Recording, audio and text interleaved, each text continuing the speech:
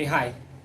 तो बहुत सारे लोग हमसे जुड़े हुए हैं जो कि जानते भी होंगे मेरे बारे में थोड़ा बहुत, और काफ़ी समय से हम लोग बात नहीं कर पाए हैं, तो उसके लिए मैं क्षमा चाहता हूँ। काफ़ी ज़्यादा मैं वीडियोस लाता था और बहुत सारी बातें करते थे, कैसे इस सब्जेक्ट को, स्पेसिफिक सब्जेक्ट को कैसे कवर करना है, बहुत सारी चीज़ों को।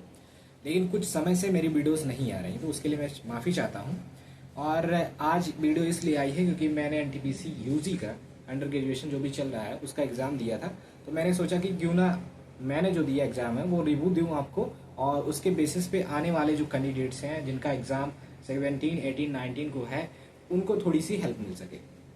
तो उसी के रिगार्डिंग हम यहाँ पे बात करेंगे। साथ ही साथ एक बहुत मेजर इशू है जो कि है रेलवे को लेकर के। उसने सुधार करी है, किसको लेकर के, उन्होंने अपनी वेबसाइट को सुधार करी है कि सारे जोनों का मिला करके वो एक पर्टिकुलर यूनिक वेबसाइट दे रहे हैं जहाँ से आप जा करके सारी जानकारियाँ उनकी प्राप्त कर सकते हो। लेकिन ये इम्प्रूवमेंट उन्हें कहीं और करना था। जैसे कि आप जानते होंगे कि जितने जोन होते हैं, सारे जोन, अगर उनको मर्ज करके जैसे आरबीएफ के द्वारा कराया जाता है, अगर वैसे कराएं तो बहुत सारे बच्चों का, बहुत सारे कैंडिडेट्स का भला हो जाएगा। क्योंकि बहुत सारे बच्चे ऐसे होते हैं जोन में भरने की वजह से पता नहीं चल पाता कि वो उनका जोन सही है या नहीं, और उस लास्ट में वो छट जाते हैं जोन की वजह से। तो उसके रिगार्डिंग भी बात करेंगे, डिटेल्स बात करेंगे। सबसे पहले उठाता हूँ मैं यहाँ पे कि जून 16 जून यानी फर्स्ट शिफ्ट में मेरा एग्जाम था। तो कुछ किस तरीके के क्वेश्चन आ रहे हैं और किस किस स्पेसिफिक टॉपिक को आप ज़्यादा टाइम देना चाहिए और किस तरीके से चीज़ें होनी चाहिए। तो देखिए, तीन ही सब्जेक्ट है, आपको पता है, जीएस और रीजनिंग और मैथमेटिक्स। तो जीएस में जीएस की बात करेंगे लास्ट में, पहले रीजनिंग की बात करें। तो रीजनिंग जो है बहुत ही कह लीजिए ईजी आ रही है। आप 30 आउट ऑफ 30 कर सकते हो, पेशेंस के साथ आराम से कर सकते हो। रीजनिंग में कोई दिक्कत नहीं होगी, सब कर सकते हो। रही बात मैथमेटिक्स की, तो मैथमेटिक्स के 3-4 क्वेश्चन ऐसे हैं, थोड़े से लेंदी हैं, लेकिन उनमें से भी 2 क्वेश्चन कर लेंगे। अगर आप उसको पहली बार में करते हैं तो मत करिए, स्किप कीजिए, दूसरी बार में आते हैं तो कर लेंगे। लेकिन वहीं 1-2 क्वेश्चन ऐसे हैं जिनको करने के लिए आपको काफ़ी ज़्यादा एफर्ट्स मारनी पड़ेंगी, काफ़ी ज़्यादा आपको कॉन्सेप्ट्स की यूटिलाइजेशन को दिखाना पड़ेगा वहाँ पे, और बहुत ज़्यादा आपको मतलब वहाँ पे काम करना पड़ेगा। हो सकता है उनमें से 2 क्वेश्चन में से एक बना ले, लेकिन एक आपका ना बन पाए। तो चांसेस यहाँ पे 90% में यही है बच्चों में कि वो 29 क्वेश्चन 28 क्वेश्चन तक पहुँच पाएंगे। क्वेश्चन ऐसा जरूर आएगा जिसको आप, हो सकता है जो आपके अप्रोच है वो लो, जैसे आप डिजिटल सम लो, या फिर आप 9 का मल्टीप्लिकेशन लो, 11 का मल्टीप्लिकेशन, मतलब जो भी है बेस्ट अप्रोच उनको लगा कर आप हो सकता बना लो। लेकिन बाकी तो 29 क्वेश्चन ऐसे हैं, या फिर 28 क्वेश्चन ऐसे जो डुएबल है, बाकी 1-2 क्वेश्चन ऐसे हैं थोड़े से मॉडरेट लेवल के। रही बात जीएस की, तो जीएस कहाँ से पढ़े, तो सबसे पहले बांट लेते हैं आपकी polity, history, geography and science, current affairs की। तो पॉलिटी की बात करें तो पॉलिटी में मैं एक ऐसा टॉपिक बता रहा हूँ जहाँ से क्वेश्चन मेरे शिफ्ट में तो जरूर आया है, आपके शिफ्ट में आया नया आया, लेकिन आपकी बहुत अच्छी टॉपिक है और उससे जरूर पढ़ लीजिएगा। जैसे आपको पता होगा जितने भी केसेस हुए हैं, जैसे Bombay case, SR Bombay case हुआ है, बेरोबारी 1960 का केस हुआ है, केशवानंद भारती जो फेमस है, और गोलकनाथ का केस है, मिनर्वा मिल्स का केस है। ये ऐसे केसेस हैं जिनसे रिलेटेड क्वेश्चन पूछ लिया जाता है। जैसे आज के शिफ्ट में मेरे में आया था कि प्रस्तावना को सबसे पहले कहाँ लागू किया गया, तो उसमें कंफ्यूजन ये भी बन गया कि प्रस्तावना लागू किया गया था केशवानंद भारती केस में, या फिर जो बेसिक स्ट्रक्चर है उसको दिया गया था। तो इस तरीके क्वेश्चन पूछे जा रहे हैं, इसको जरूर आप कर लीजिएगा पॉलिटी में।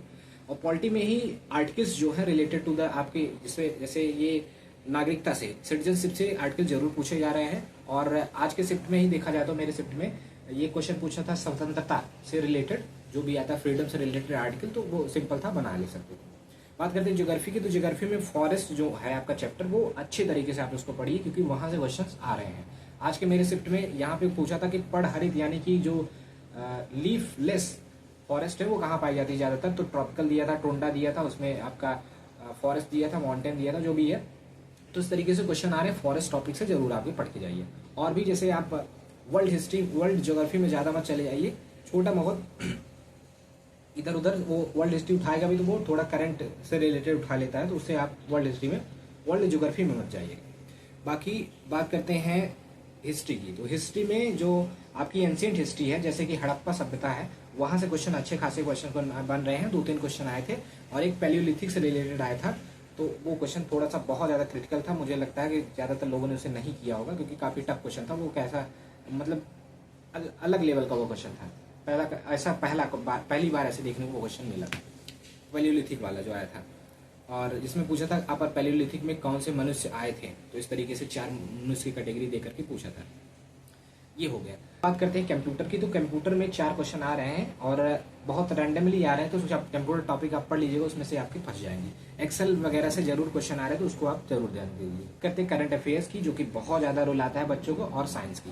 तो साइंस में बात करूँ तो बायोलॉजी में ज्यादा क्वेश्चन आए, ज्यादा क्या 1-2 क्वेश्चन बायोलॉजी के देखने को मिले हैं, और केमिस्ट्री के 2 क्वेश्चन ऐसे मॉडरेट नहीं कहेंगे, मतलब इजी ही कहेंगे, वो मिल गए थे। और फिजिक्स से अप्रॉक्सीमेटली शायद एक आध क्वेश्चन देखने को मिल रहा है, तो फिजिक्स आप अवॉइड कर सकते हो। बाकी केमिस्ट्री और आप बायोलॉजी को देख के जा सकते हो। रही बात करंट अफेयर्स की, अब करंट अफेयर्स की अगर मैं बात करूं तो करंट अफेयर्स का जो वेटेज है आप जानते हैं किस तरीके का वेटेज है, और करंट अफेयर्स में काफी अच्छे क्वेश्चन देखने को मिल रहे हैं, जिसमें से आप मैं बताऊं तो करंट अफेयर्स बहुत रैंडमली पूछ रहा है। आप पूछोगे कि भाई करंट अफेयर्स कहाँ से कहाँ तक करके जाए तो हो जाएगा, मैं कहूंगा कि रैंडमली बहुत ज्यादा करंट अफेयर्स पूछ रहा है। जैसे आप मेरे शिफ्ट में ओलंपिक 2024 से पूछ लिए, हालांकि क्वेश्चन आसान था कि किसने सबसे ज्यादा वहां पे मेडल जीता, तो उन्होंने मतलब वो क्वेश्चन लगा सकते थे। लेकिन 2024 का करंट पूछा, 2025 का करंट पूछा कि भाई नोबेल पुरस्कार 2025 किसको मिला, जबकि नोबेल पुरस्कार 2026 भी आ चुका है।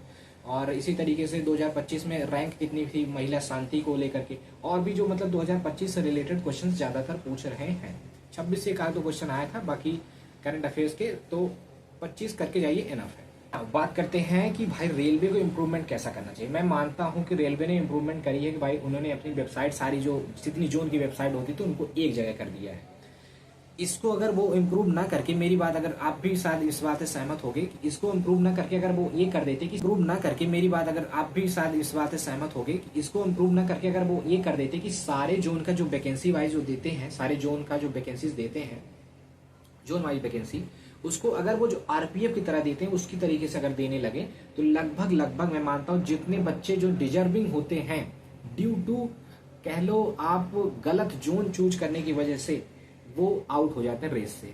उनका अच्छा नंबर होते हुए भी वो उनकी रैंक अगर आप देखोगे तो भाई ओवरऑल रैंक अच्छी होती है, लेकिन जोन में उतने खराब होना, जोन में उनकी रैंक खराब आ जाती है, और जोन की वजह से उनका सिलेक्शन नहीं हो पाता है। अच्छा, जोन को चुनते टाइम आप कहोगे कि आप जोन चुनते टाइम अच्छा आप दो, लेकिन देखो जोन चुनते टाइम आप जो सोचते हो ना, आप तक आपने जो इतने भी प्लानिंग करी कि आपकी सारी चीज सही हुई, नहीं सही हुई, कभी नहीं होती। जितनी आप प्लानिंग करते हो, प्लानिंग के मतलब आपकी प्लानिंग कभी रेयरली होता है कि आपका सक्सेस हो, बाकी जो आप प्लान करते हो, जितना प्लान करते हो वो बिल्कुल आपका होता नहीं। तो जितने बच्चे जोन सोच के चूज करते हैं कि भाई ये जोन कब जाएगा या फिर इसमें हो जाएगा, उसमें जनरली क्या होता है कि वो जस्ट उल्टा हो जाता है। वो चीजें उनकी प्लानिंग या फिर उनके जो स्ट्रेटजी होती है वो फेल मार जाती है। यही कारण है कि बहुत सारे ऐसे डिजर्विंग कैंडिडेट होते हैं जो रेलवे में अच्छे नंबर लाते हैं। अगर उनका जोन दूसरा होता तो वो सिलेक्शन पा गए होते, लेकिन यही जोन का मामले की वजह से वो नहीं पाते हैं। तो इस पे मेरी एक रिक्वेस्ट है रेलवे बोर्ड को भी, और आप सभी को, लोगों को भी, टीचर से खास करके इस पे इसकी आवाज उठाएं कि सारे जोन का वैकेंसी जो है एक ही बार में, जैसे सीजीएल देता है और अदर एग्जाम देते हैं, डिपार्टमेंट्स देते हैं, वैसे दीजिए। बाद में आप प्रेफरेंस ले लीजिए कि किसको कहाँ कहाँ जाना है, जैसे आप आरपीएफ में करते हैं, ये सही रहेगा ना। बाद में आप प्रेफरेंस ले लीजिए ना कि इसको कौन सा जोन चूज करना है, कौन सा नहीं करना है, वैसे आप फिर उसको कट ऑफ लगा करके बना दीजिए। लेकिन आप पहले से ही जोन को दे देते हैं तो बच्चा पता चलता है इस जोन में भर देता है, और वो सोचता है कि नहीं इस जोन में हो जाएगा, और उसका दूसरे जोन में भरता तो हो जाता, लेकिन उस जोन में कट ऑफ हाई वजह से नहीं होता है, तो डिजर्विंग कैंडिडेट रह जाते हैं। बाकी लक, यहाँ पे लक बहुत काम कर जाता है। तो इसको सुधारने की बहुत ज्यादा जरूरत है। जिस तरीके से वैकेंसीज आप दे रहे हो ठीक है, अच्छी बात है, लेकिन अगर आप इस पर थोड़ा सा काम कर लोगे, अब मुझे आप कहोगे कि बहुत सारी चीजें हैं, बहुत सारे फैक्टर्स हैं जिनको देखना पड़ता है, रीजनल लैंग्वेज वगैरह होती है, हाँ मानता हूँ, लेकिन क्या डिपार्टमेंट एसएससी सीजीएल में नहीं होता है, एसएससी वगैरह में नहीं होता है, और अगर डिपार्टमेंट एग्जाम्स में नहीं होता है, बैंकिंग वगैरह में मान लो तो बैंकिंग में पहले से ही वो रीजनल लैंग्वेज चूज करवा लेते हैं, तो क्या एसएससी में नहीं होता है? सबका सोल्यूशन है, लेकिन आप करना चाहो तो। अगर नहीं करना चाहो तो बहाना बहुत सारे हैं, एक्सक्यूज आपके पास बहुत है। बाकी आपकी क्या राय है इस मुद्दे पर, और आपका स्कोर क्या रहा है उसके बारे, हाँ मैंने स्कोर नहीं बताया आपको, तो स्कोर मैं बता देता हूँ। मैंने कितने क्वेश्चन अटेम्प्ट करे हैं, और मैंने 97 क्वेश्चन अटेम्प्ट करे, 3 क्वेश्चन छोड़े, जिसमें से एक मैथमेटिक्स का 2 छोड़ा है और 2 जीएस का छोड़ा, जो बहुत ज्यादा कंफ्यूजिंग था। बाकी अभी उसमें 2-4-5 क्वेश्चन गलत होंगे, क्योंकि एक्यूरेसी किसी की भी उतना नहीं होती है कि 100% एक्यूरेसी हो, तो उसमें भी क्वेश्चन गलत होंगे। बाकी आंसर की आएगा तो फिर बताया जाएगा कि क्या स्कोर रहा है, किस तरीके से चीजें रही है।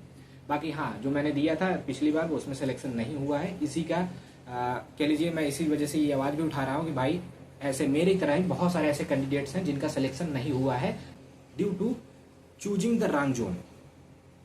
तो इसके बारे में अगर आप सहमत हैं तो बिल्कुल और लोगों से भी इसके बारे में राय चर्चा कीजिए, और इस पर अगर जल्द से जल्द कुछ बात हो पाए तो अच्छी बात है, क्योंकि डिजर्विंग कैंडिडेट का होना ही चाहिए यार। बाकी मिलते हैं नेक्स्ट वीडियो में। कैसा लगा वीडियो बताइएगा जरूर।